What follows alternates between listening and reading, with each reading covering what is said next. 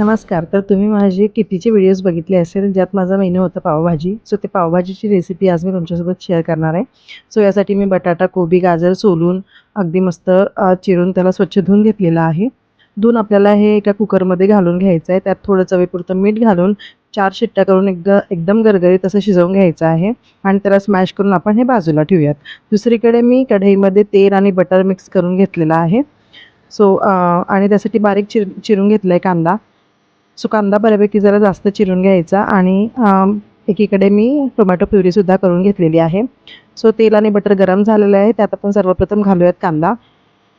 कांदा आपल्याला लालसर होईपर्यंत परतून घ्यायचा आहे आणि परत त्यात घालायची अगदी बारीक चिरलेली शिमला मिरची. सो इथे मी कांदा मस्तपैकी परतून घेतलेला आहे आणि त्यानंतर आपण त्यात घालूयात शिमला मिरची. शिमला मिरची घातल्यानंतर पण हे 5 मिनिटं मंद आचेवर परतून घ्यायचं आहे. कांदा बऱ्यापैकी शिजत आला आहे. तशी शिमला मिरचीसुद्धा थोडी मऊ पडली की आपण ह्यात घालूया आलं लसणाची पेस्ट. सो आलं लसणाची पेस्ट तुम्ही तुमच्या भाजीच्या प्रमाणानुसार कमी जास्त करा. सो इथे मी 2 चमचे आलं लसणाची पेस्ट घातलेली आहे.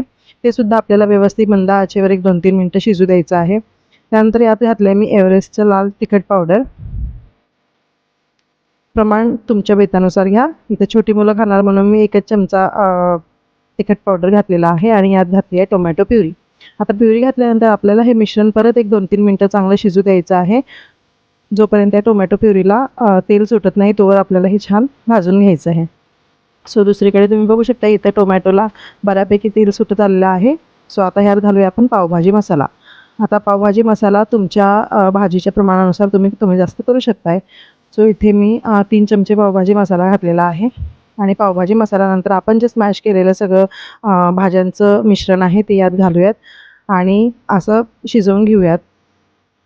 भाजीची कन्सिस्टन्सी तुमच्यावर डिपेंड आहे. तुम्हाला ती किती पातळ किंवा घट्ट हवी आहे त्यानुसार भाजी शिजवून घ्या आणि ते भाजी खायला तयार आहे. सो अशी पावभाजी मी मस्तपैकी झटपट तयार केली. तुम्हाला माझा हा व्हिडिओ कसा वाटला हे मला कमेंट करून नक्की सांगा.